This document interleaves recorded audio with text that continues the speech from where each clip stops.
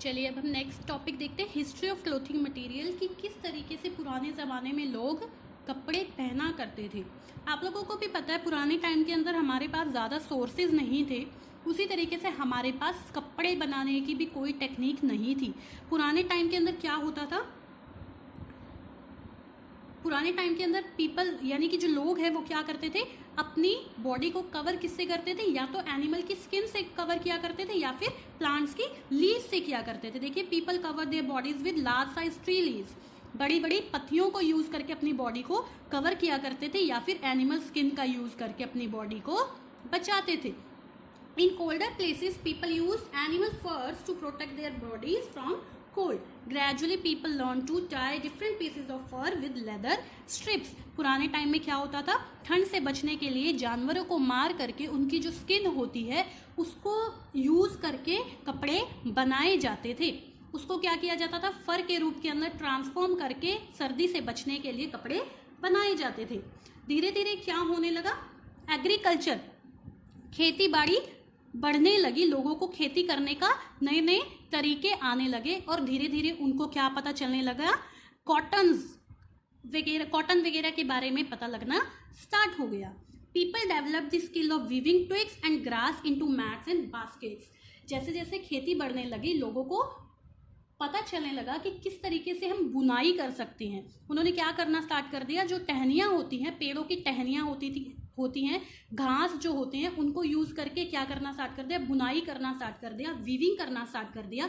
और धीरे धीरे क्या ग्रो करना स्टार्ट कर दिया, कॉटन जैसी जो फाइबर है वो ग्रो करना स्टार्ट कर दिया। और उन्हें समझ आने लगा कि कॉटन को हम एज अ क्लॉथ के रूप में भी यूज कर सकते हैं। Experiments continued with methods and material to cover their bodies as per their need and culture. इसी तरीके से धीरे धीरे जो पुराने टाइम के लोग हैं वो क्या करने लगे, डेली कोई ना कोई तरीके का एक्सपेरिमेंट करने लगे। क्यों, पहले उनके पास कोई भी सोर्स नहीं था। उन्होंने सबसे पहले क्या किया, एनिमल स्किन्स को ही अपने कपड़े के रूप में यूज किया। उसके बाद धीरे धीरे जब खेती बाड़ी होने लगी तो खेती बाड़ी के बाद क्या होने लगा, वो टहनियों का, घास का, इनका यूज करके इनको बुन करके कपड़ा जैसा सा बड़ी बड़ी चटाइयाँ जैसी सी बनाने लगे और उसी से अपनी बॉडी को कवर करने लगे। फिर धीरे धीरे जब उन्हें पता लगा कि कॉटन को हम एज अ फाइबर यूज कर सकते हैं तो उन्होंने कॉटन के कपड़े बनाने शुरू कर दिए। और जब धीरे धीरे करके नीडल का इन्वेंशन हुआ, with the invention of sewing needle मतलब सुई, जब सुई का इन्वेंट हुआ तो उसके बाद क्या करना स्टार्ट किया, लोगों ने कपड़ों को सुई की मदद से सिलना स्टार्ट कर दिया। और अब हम हमारे लिए कपड़ा क्यों ज़रूरी हो गया है, clothes protect us from wind and sun. और अब हम कपड़े को एक तरीके की बेसिक नीड मानने लगे हैं, एक बेसिक ज़रूरत मानने लगे हैं कि कपड़े के बगैर भी हम रह नहीं सकते। क्यों, क्योंकि ये हमें धूप, हवा, इनसे प्रोटेक्ट करके रखता है, बारिश से प्रोटेक्ट करके रखता है। Clothes maintain body heat and absorb moisture due to sweating, हमारे पसीने को सोख करके रखता है और हमारी बॉडी को पूरी तरीके से कवर भी करके रखता है। इसी वजह से आजकल हम कपड़ों को एक बेसिक नीड मानने लगे हैं। फूड, शेल्टर के साथ साथ क्लोथिंग भी एक बेसिक नीड कहलाने लगा है। अब नेक्स्ट देखिए, डेवलपमेंट ऑफ क्लोथिंग मटेरियल्स। आपको यही सारी हिस्ट्री जो है वापस से स्टेप वाइज स्टेप्स दी गई है। देखिए, फर्स्ट स्टेप के अंदर हमने किस तरीके से क्लोथिंग मटेरियल को इन्वेंट किया, क्लोथिंग कपड़ा जो है वो इन्वेंट किया। देखिए, on the basis of raw materials the process of cloth making was developed in the following 3 stages. कपड़ा बनाने के लिए हम ये 3 स्टेज फॉलो करते हैं। During this stage plant fibres such as cotton, flax, nettles and inner bark of trees were used to obtain clothes. देखिए, cotton, flax भी होता है सन का पेड़, एक तरीके का फाइबर है सन का पेड़। नेटल्स भी एक तरीके का फाइबर है जिसे हम बोलते हैं बिछुए का पौधा। इनसे हम क्या करने लग गए, इनकी टहनियों को, इनके फ्रूट्स को निकाल करके हम क्या निकालने लगे, इनसे फाइबर कलेक्ट करने लगे। नेक्स्ट सेकेंड स्टेज में क्या आने लगा, fibres from animals such as wool, silk were used to obtain cloth. धीरे धीरे हमें ये भी पता लगने लगा कि एनिमल से भी हमें बहुत सारे तरीके के फाइबर मिलते हैं, जैसे कि वूल, सिल्क और ये सब जो फाइबर है ये हमें एनिमल से भी मिलते हैं।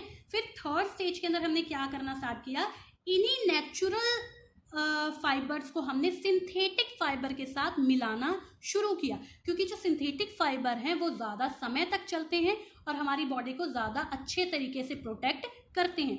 This stage began towards the end of 19th century. During this stage man made fibre material such as nylon, rayon, polyester etcetera were used to make dress material.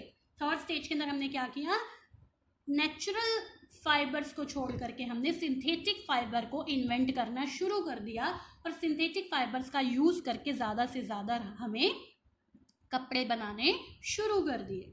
During 20th century, blends of man-made fiber with fiber from plants और animals were developed.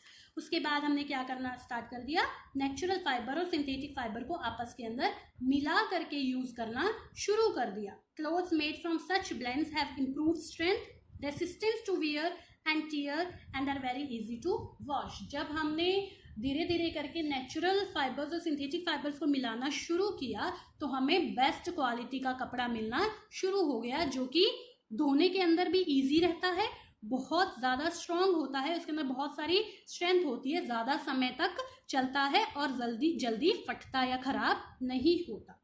अब choice of clothing is influenced by the following factor.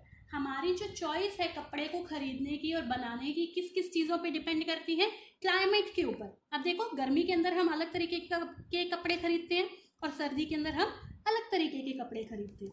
उसी तरीके से occupation, हमारा जो occupation होता है यानी कि जो हमारा पेशा होता है उसके बेसिस के ऊपर भी हम क्या करते हैं, अलग तरीके के कपड़े खरीदते हैं. जैसे कि गाँव के जो लोग होते हैं उनका ड्रेसिंग स्टाइल अलग होता है, उसी तरीके से जो सिटी के लोग होते हैं उनका ड्रेसिंग स्टाइल अलग होता है. कल्चर एंड ट्रेडिशन में भी वही हो गया कि गांव के लोग अलग तरीके के कपड़े पहनते हैं, या फिर पंजाबी जो लोग होते हैं वो अलग तरीके के कपड़े पहनते हैं, मुसलमान अलग तरीके के कपड़े पहनते हैं. वो क्या हो गया, कल्चर एंड ट्रेडिशन. और डेली नीड्स के अंदर क्या हो गया, डेली नीड्स भी हमारे कपड़े की चॉइस को डिसाइड करता है. जैसे कि हम डेली वियर के कपड़े अलग परचेज करते हैं और शादी वगैरह के या पार्टी वगैरह के ड्रेसेस हमारे लिए अलग होती है. तो ये कुछ फैक्टर्स है जो कि हमारे कपड़े की चॉइस को अफेक्ट करता है. क्लियर? तो ये था हमारा चैप्टर. अब देखिए कुछ ओरल क्वेश्चन.